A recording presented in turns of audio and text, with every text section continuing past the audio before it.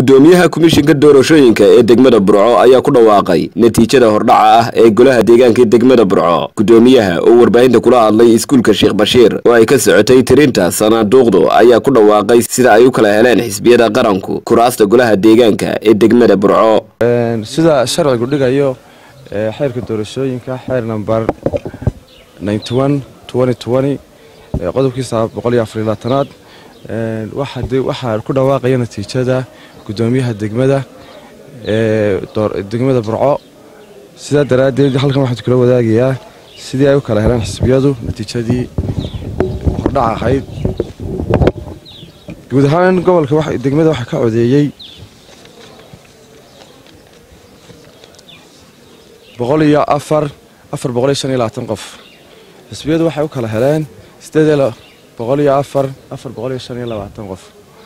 xisbiyadu waxay u kala heleen 28,149 waxa helay ucid oo u dhiganta 26 boqolkiiba. kulmiye wuxuu helay 33,413 oo u dhiganta 31 cod boqolkiiba.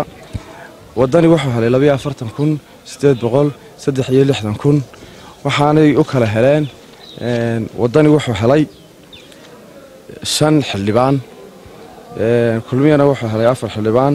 sidoo kale ucidna wuxuu helay 4 xildhibaan. musharaxiinta guuleystay ee soo baxay waxay kala yihiin musharaxa koowaad ee xisbiga ucid Cabdirasaaq Ibraahim Cabdi wuxuu helay 5,097. musharaxa labaad ee xisbiga ucid wuxuu helay waxa weeye Maxamuud Axmed Maxamed waxaanu helay 3,244.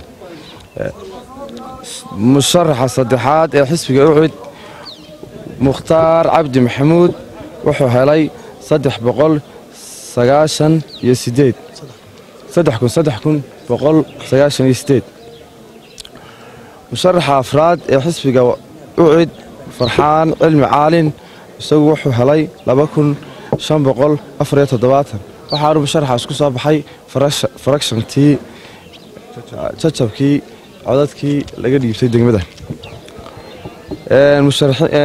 xildhibaanada xisbiga kulmiye ee soo baxay iyagu waxay kala yihiin Axmed Ducaale Shire Jaamac oo helay 3,705.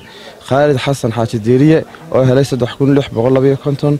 Aadan Xuseen Maxamed Mire oo helay 3,255. Axmed Cabdi Aadan Cali Darbaan oo helay 3,790. xisbiga wadani musharaxa koowaad waa Muuse Umal Abees oo helay 6,258 waana musharaxa uga codka badan leh degmada Burco.